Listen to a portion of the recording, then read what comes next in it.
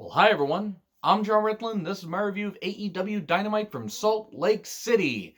This is a pretty damn good show. There were a few things I didn't like, but overall the good far outweighed the bad. So let's find out exactly what was good, what was bad, in my opinion. And please, the comment box is there. Let me know what you guys think. I love hearing from you guys. I really do appreciate you guys for watching. And here we go with recaps of last week where Moxley got laid out. And we jump right into an interview with Adam Hangman Page, as JR says. He needs a tag partner. The Bucks are there. He's like, oh, you're going to pick us? I'm not going to pick one of you guys that beat both your asses a couple weeks ago. And there we go. We still got the tension as Page is part of the Elite, but not part of the Elite. He wants to leave the Elite, but he's teamed with Omega as tag team champions.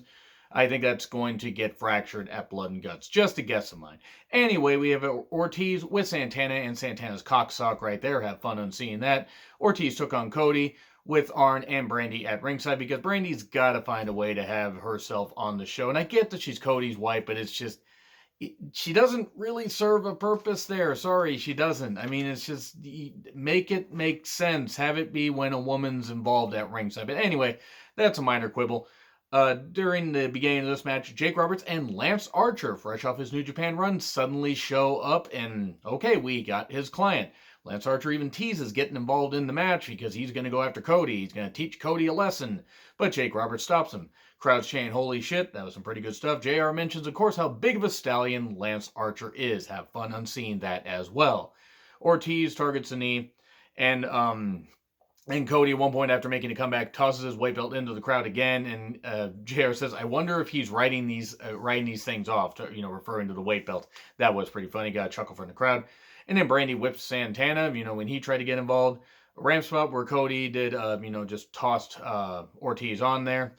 And then we get a figure four spot soon after, taps Ortiz. And then, unfortunately, Santana just whipped out that cocksock and hit the hell out of Cody. And Matt Jackson and Omega run them off. Okay, so suddenly, everything's looking good. But then we cut back to Jericho, Sammy, and Hagar. And they're back there. Oh my God, what the hell's going on? Why are they talking? They're talking about Blood and Guts. And wait a second, where's Nick? Oh, he's pinned underneath the slightly open parking garage door that is there, apparently. Or just, big door, concession door. I'm not really totally sure, but he was pinned underneath a giant door.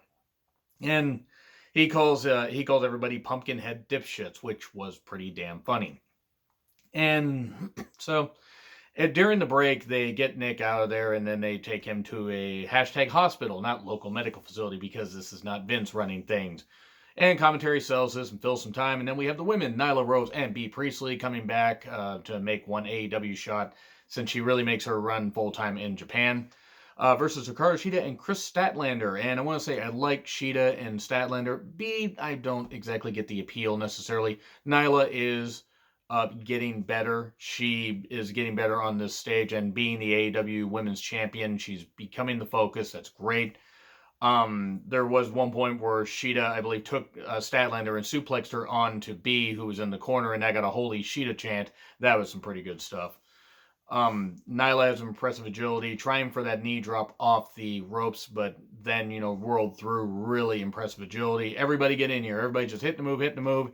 And then the Beast Bomb pins Hikaru Shida 1, 2, 3. So Shida gets knocked down a peg, I believe, because she was up high in the rankings of, that AEW is doing. I don't really pay that much attention to the rankings. I just want good matches. I get that they're trying to make wins and losses matter, but the rankings are kind of silly to me. I didn't mind them at first when they first announced them, and I don't necessarily think that they're necessary, but whatever. People like them, that's fine.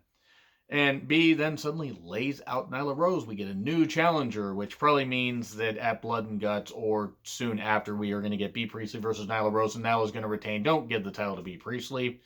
We then get Christopher Daniels with a mock Dark Order video. This was fan-fucking-tastic. Of course, he says, hi, I'm Christopher Daniels. You may know me from such things, which instantly brought me back to, hi, I'm Troy McClure, and I can't do the voice properly, and nobody could do it as good as Phil Hartman did.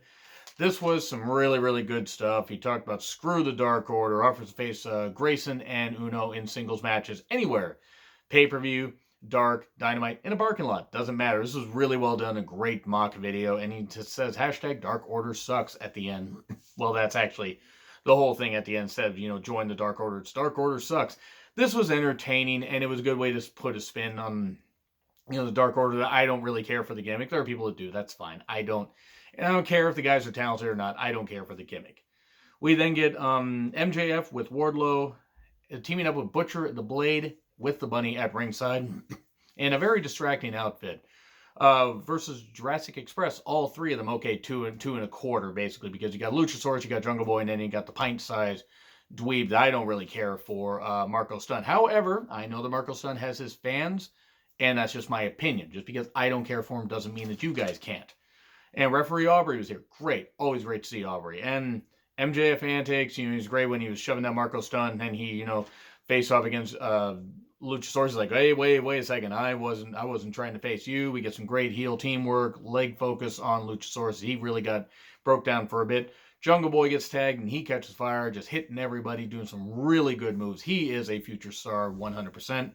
And then everybody dies. Luchasaurus even dies. Almost clips his head on the apron, which, as you know, is the hardest part of the ring. Get a bit of a botched 3 count, weird finish there. It didn't. It was supposed to be like a 2 count, but it didn't quite work. That being said, wasn't the worst thing in the world. An armbar tapped out Marco Stunt, which is good. Let the lesser of the trio take the fall, because that's all he really should be doing. He should never get any wins. And MJF made this match work, but Luchasaurus and Jungle Boy are very good. So then we get a Darby video where he puts a dummy in a body bag with Sammy's face on, and it's Sammy paint on the body bag, and he drags it behind a truck. Okay, cool, because that feud isn't over. We then get a Britt Baker interview. She mocks Utah, mocks the fact of the lack of alcohol, the fact that they all are, on a whole bunch of sugar, and mentions how everybody looks like, it's like, you look like you should be at your family reunion, or you came from your family reunion. She basically called them inbreds, essentially, which was pretty damn funny. And sorry to all my friends in Utah. I can't imagine there's too many of you. Sorry if any of you watching are from Utah. I'm not knocking you guys, but Britt did a pretty good job here. And it wasn't great. Some of her delivery is still stilted, but she did pretty well here. This was fine. And then Big Swole comes out, and Britt says, well, hey, why don't you go? Your boyfriend's more famous than you are, but Swole's married. And she says, well, actually, I'm married, which, because I don't believe Britt Baker and Adam Cole are married. I mean, if they are, great. If they aren't, whatever. I'm happy for them regardless. But then the coffee that Britt had handed to Tony Schiavone, she threw it into Swole's face. She creamed Big Swole in the face. I'm just going to let that sit there for a second. Now that I'm done letting that sit there, we get Pac and the Lucha Bros Death Triangle, which sounds really like the worst DLC for Death Stranding ever, versus Joey Janela and Private Party. So we have 5 talents and Joey Janela. I've seen Joey Janela twice. I just don't get the appeal. I don't. I know he has his fans. I'm not one of them. The heels jump early. Second time the heels have jumped early, because they did in the MJF, the whole match I talked about earlier. So, the heels jumped earlier there, and then they jump here. So Janela just didn't really care for him whenever he was in the ring. We got some flippy shit and the car crash stuff, and a DVD on the apron by Joey Janela, the hardest part of the ring. And then the Black Arrow after the package pile driver stomp thing that the Lucha Bros did, and we get Pac getting the victory, and Janela taking the pin, as he should have. And then we got the Death Triangle submission where they're all tied, tying the faces up, and it's like, almost a trio dragon sleeper, which was pretty cool. And then the best friends show up. They save the day, I guess. And then, we're still going to probably go with this. And we're probably going to have Orange Cassidy pick up the pin over Pac, which is such a great idea. I know people like him. I don't. Dustin promo. He's tired of the Inner Circle. He says, Adam Hangman Page. Well, actually, that would be JR saying that. Adam Page, I will be your tag team partner, whether you like it or not. Then we get the Search for Spears tag team partner thing, where Simon Miller from What Culture, his video that he did on, I believe, last week's Ups and Downs for AEW Dynamite, made it there, and great. It was darker. I think it was Dynamite. And this is good. Okay, good. It was good to see, people being featured there. I don't know where they're going with this, but Simon Miller does wrestle. Hell, why not? Why not? They've already had Spears team up with so many other people. But anyway, we get a Moxley promo. He's not medically cleared. Calls out the Inner Circle. Says, oh, you think you guys are that smart? Well, that's what should scare you, because you're not. It's like once he gets cleared, he's going to get back there and he's going to beat him. Blood and Guts rules, essentially War Games. And no pinfalls is submit or surrender, which makes sense because that's what the original War Games was: submit or surrender, no pinfalls. And we find out who the Exalted One is next week, apparently. Okay, cool, whatever. And people say, oh, it should have been a surprise. I mean, yeah, I tend to agree, but they might as well announce it. Hell, they could tease us and then they could not do it. And then they could show up at Blood and Guts. I mean, they'll probably show up next week, but watch it just be a trick just to get us to tune in every single week to see who it is. Even though I don't give a shit, it's probably going to be Matt Hardy. Maybe it'll be Brody Lee. Maybe it'll be somebody. Maybe it'll be Lance Archer and he just, kicks Jake Roberts in the face and we just go with a different story. I don't fucking know. We then get Dustin and Paige versus Jericho and Sammy Guevara with the Inner Circle at ringside.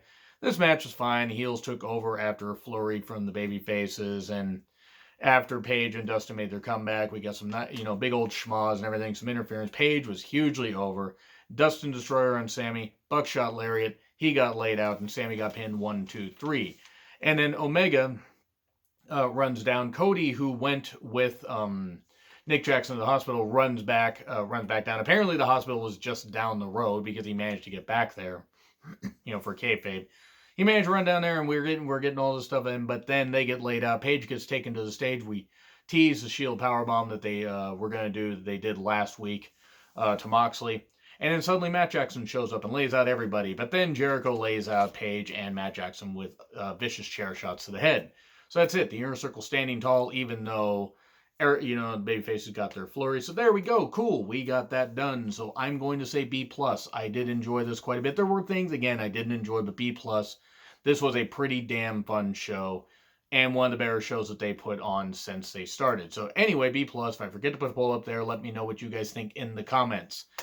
I do want to say really, really quickly that due to recent news, if any of these live wrestling shows do happen to get postponed or canceled, I will still be providing content for you guys, archive content and anything, since I know you guys tune into the channel sometimes as an escape, and you guys have been really, really honest with me, and I appreciate that, and I want to be honest with you guys. So wrestling content, regardless, is going to keep happening. But anyway, agree, disagree, what I said. Like, share, subscribe, Twitter handle in the description. I'm John Rittland. I'll see you soon.